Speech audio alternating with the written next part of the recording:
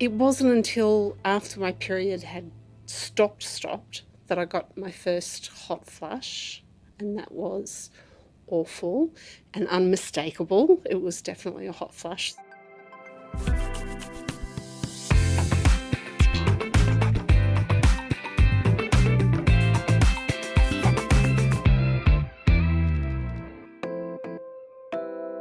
Welcome to It Can't Hurt to Ask, the podcast answering your health and wellbeing questions. I'm Katie, and in this season we're exploring the stages of menopause. A quick note on terminology. Throughout this podcast, we'll be using the terms women and girls. We use these terms inclusively to mean all people who identify as a woman or girl, and recognise that people who do not identify as a woman or girl may still be affected by women's health issues. Before we get started, we'd like to acknowledge the traditional custodians of the land on which we record this podcast. For us, it's Meanjin, land of the Yagara and Turrbal peoples. Today, we're talking about life after perimenopause, what it feels like to transition into menopause, and what symptoms we might experience. Joining me, once again, is Brisbane-based endocrinologist Christina to guide us through this important conversation. Christina, welcome. Let's get right into it. First things first, what exactly is menopause? So menopause refers to the final period in a woman's life, and that diagnosis can only be made 12 months after she's had that last period.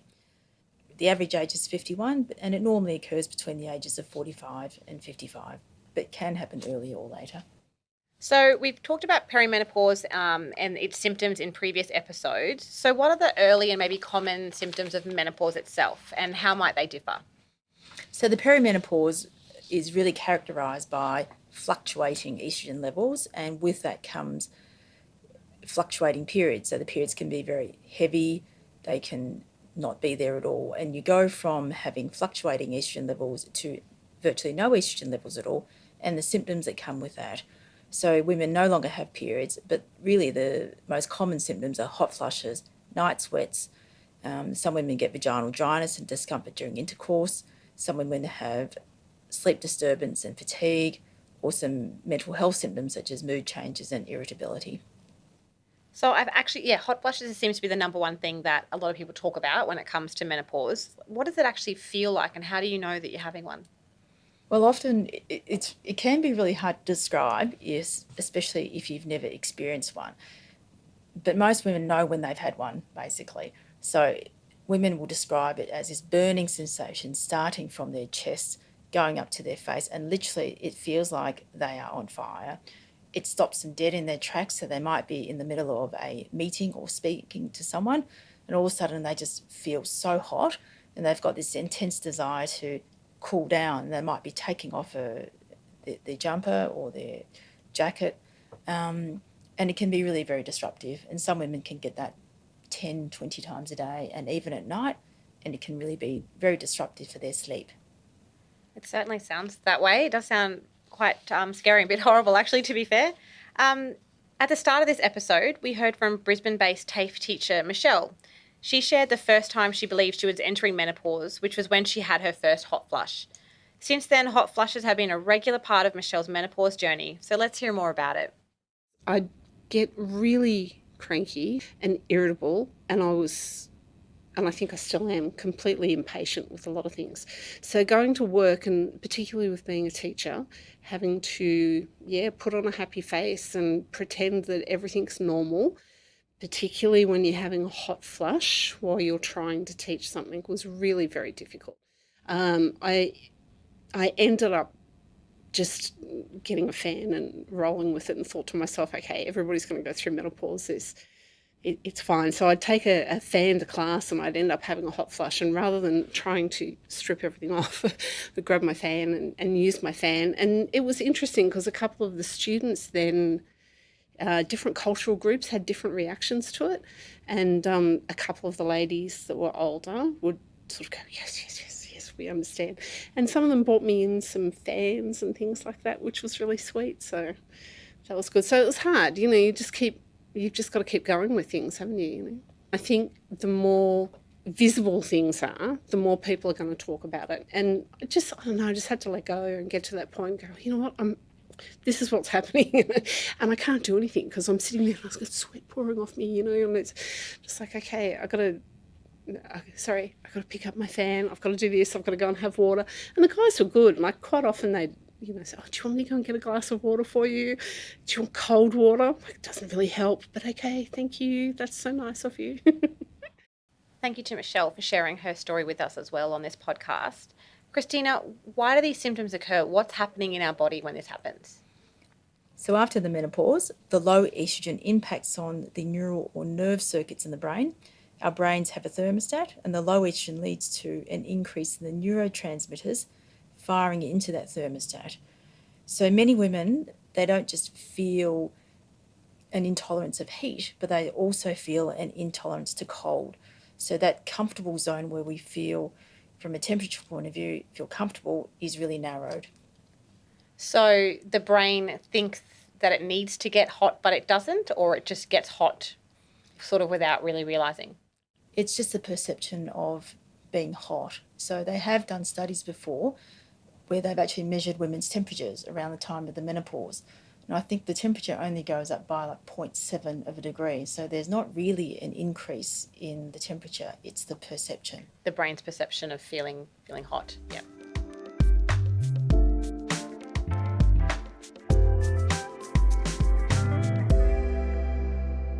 So let's go back and hear from Michelle again, where now she's going to speak about the support she received from her work colleagues, her husband Mark, and her family during her menopause journey. From colleagues, it was really good because I work with a lot of women who are older than me, so I could ask them things. But, like, so different for everybody. One woman, like I said, was on HRT for 8-9 years, and she said she couldn't live without it. And then another woman I asked had one hot flush and that was it, and it was all over and done with for her. So I never asked her again. That was the end of asking her anything. But so everybody had really different symptoms, and it was really hard to try and get this whole, okay, what I'm going through is normal, or this feeling or that feeling or whatever was normal, because there didn't seem to be a normal for anybody, just similar symptoms.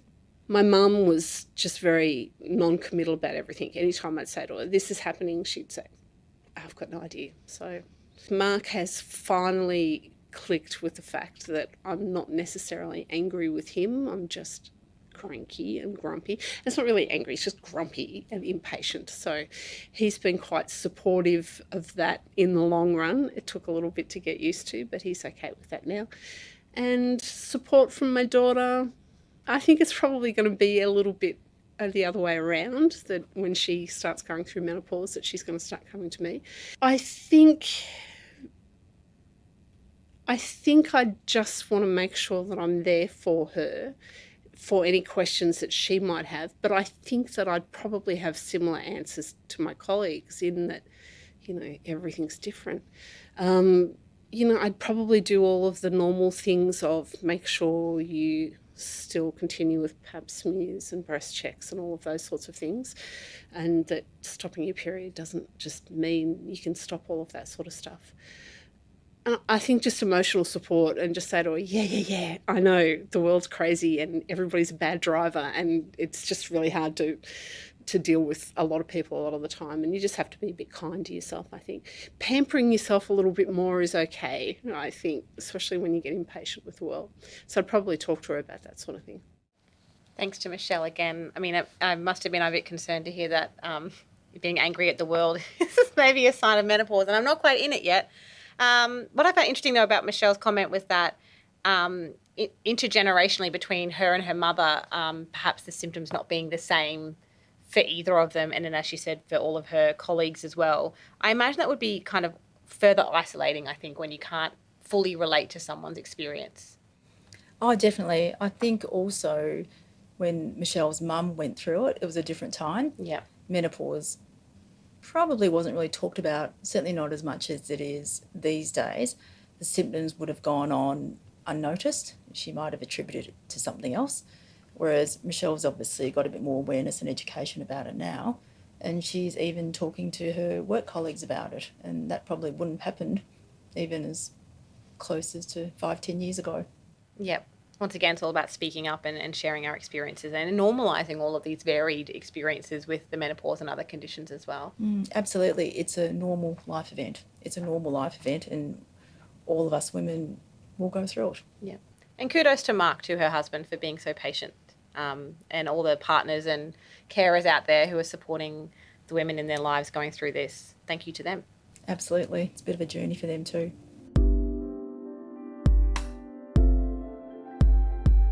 If you'd like more information on what we've talked about today, there are some links in the show notes. That's all for today's episode. Christina, once again, what's the key takeaway you'd like our listeners to remember? Well, menopause is a natural life event and it's not necessarily a bad thing. It's a very individual experience, and for many women it's a big relief to not be having a period anymore. Yeah, that makes sense. And certainly they're going to save a little money month to month, not having to buy period products. That's true. In our next episode, we'll discuss how to manage symptoms of the menopause and go into detail about what life after menopause looks like. So make sure you subscribe to stay up to date with all the latest. Thanks again to Christina for joining us today, and to the team at Queensland Health who make this podcast possible. Thanks for joining us here today. We'll catch you next time on It Can't Hurt to Ask.